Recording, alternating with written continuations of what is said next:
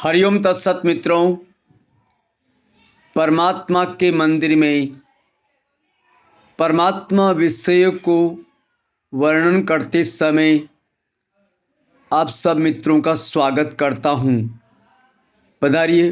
भगवान पतंजलि योग सूत्रों का दूसरा सूत्र योगस्य चित्तवृत्ति निरोध। जब कोई व्यक्ति योग अर्थात परमात्मा से युक्त हो जाता है संपूर्णतया, तब उसका मन लगभग समाप्त हो जाता है। यह हमारा आदतों वाला मन समाप्त हो जाता है, अर्थात समस्त चित्त की वृत्तियाँ लगभग नियंत्रण में आ जाती है। यह निरोध योगस्य चित्तवृत्ति निरोध, योग चित्त की वृत्तियों का निरोध है। जब ऐसी अवस्था आ जाती है तो वह व्यक्ति संपूर्णतया परमात्मा को समर्पित होकर के दिव्य दिव्य लोक में जीने लगता है। मित्रों, पधारिएगा।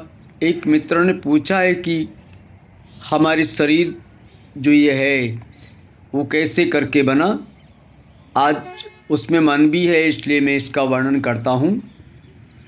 हमारा शरीर ऊर्जा से बना। ऊर्जा से पंचकोश, 5 कोशिकाएँ।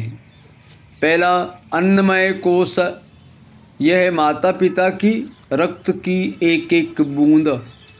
यह है हमारा अन्नमय कोश। कालांतर में जैसा जब बालक गर्भ में होता है बालक बालिका, तब माता जैसा भोजन करती है वैसे उसकी देह निर्माण होती है। कालांतर में भी जब बालक जन्म जाता है उसके पश्चात भी जैसा वह भोजन करता है वैसी उसकी देह निर्मिति होती है। अन्नमय कोश है। दूसरा है मित्रों प्राणमय कोश है। जब माँ के गर्भ में पहले दिन आता है उस दिन से ही प्राणमय कोश, उसमें ऊर्जा का संचार होना प्रारंभ हो जाता है। उसमें हलन चलन होना प्रारंभ हो जाती है और वह माँ के उदर में वह ग्रो करना लगता है, उगने लगता है। और वह बढ़ते बढ़ते 9 महीने तक वह भ्रूण जो होता है वह बालक या बालिका का रूप ग्रहण कर लेता है। सज्जनों, 9 महीने लगभग, कोई बालक 8.5 महीने, 9 महीने का लगभग स्थिति होती है। उसके पश्चात ये दूसरा है प्राणमय कोश, तो उसमें प्राण का संचार होता है। वो हलने चलने लगता है। उसके आँख, नाक, कान, 5 इंद्रियों का निर्माण हो जाता है। वह काम करती नहीं परंतु सब इंद्रियां सक्रिय हो सकती है उस समय भी। तीसरा है सज्जनों मनोमय कोश। जब वो जीव जन्म करके माँ के गर्भ से बाहर आ जाता है तो उसको जो उसके माता पिता सीख देते हैं, माता पिता अर्थात वातावरण में जो सीखता है वह उसका मन, मैंने कहा आपको आदतों वाला मन निर्मित हो जाता है।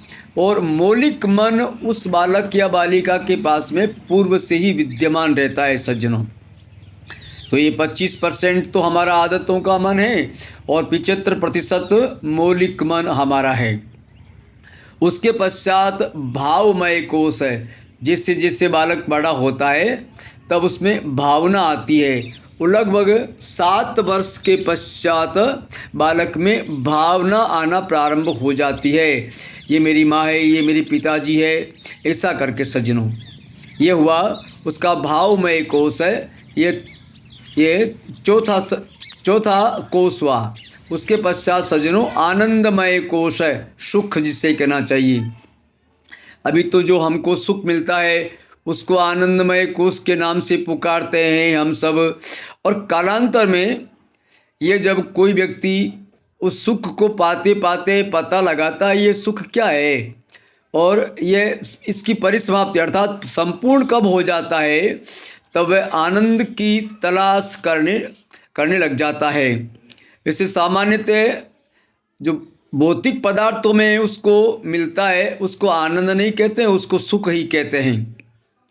कोई हम गीत सुनते हैं कि कोई खेल कूद में हम जीत जाते हैं कि हम खेल कूद में अच्छा प्रदर्शन करते हैं, ये जो हमारा सुख है ये मात्र हमारा सुख ही है, आनंद नहीं है सज्जनों। आनंद जब मिलता है किसी व्यक्ति को, यह आनंद बाद का विषय है, जब वह व्यक्ति परम तत्व परमात्मा को प्राप्त करने लगता है तब उसको आनंद की अनुभूति होती है सज्जनों। वह सुख भी नहीं है, वह दुख भी नहीं है तो दोनों नहीं, परंतु परम संतोष जिसे कहना चाहिए वह है आनंदमय कोश है। ऐसे करके यह पंच कोशों से हमारा शरीर बना मित्रों। इसमें जो हमारा मनोमय कोश है यह सर्वाधिक, यह हमारे शरीर का ही लगभग हिस्सा है। मैंने आपको पूर्व वाले वीडियो में बताया कि हमारा शरीर हमारे मन का स्थूल हिस्सा है और हमारा मन हमारे शरीर का सूक्ष्म हिस्सा है। और यह इस संसार के अंदर जो कुछ भी हमारे को कला विज्ञान ज्ञान भी ले लीजिएगा, ज्ञान ये सारा जैसे विज्ञान का है, कंप्यूटर साइंस है, हम कुछ भी लेते हैं, यहाँ तक कि आध्यात्म विद्या को भी जब हम सीखते हैं ये भी हमारा मनोमय कोश ही सीखता है, आदतों वाला मन ही सीखता है। और जो ये हमारा ये मौलिक मन है, मौलिक मन के पास ये हमारी जो आध्यात्मिक विद्या है या परम तत्व का अनुभव या आनंद का अनुभव, ये पूर्व से ही मौलिक मन के पास में विद्यमान हो जाता है। अतः यदि कोई व्यक्ति आदतों वाले मन से मौलिक मन में चला जाता है तो उसको आनंद की अनुभूति होती है। अपन ये सब बातें जानेंगे और आपके जो प्रश्न आते हैं उन प्रश्नों के भी मैं उत्तर दूंगा। आपको भी लगता है सुनते सुनते कि क्या हो सकता है ये, तो आप मेरे को ये प्रश्न भी पूछ सकते हैं, कमेंट भी कर सकते हैं कि आपको कैसा लगा मेरा क्या मतलब भगवान पतंजलि योग सूत्रों की जो अपन देशना व्याख्या करते हैं, व्याख्या करके पतंजलि योग सूत्रों में अपन चलेंगे।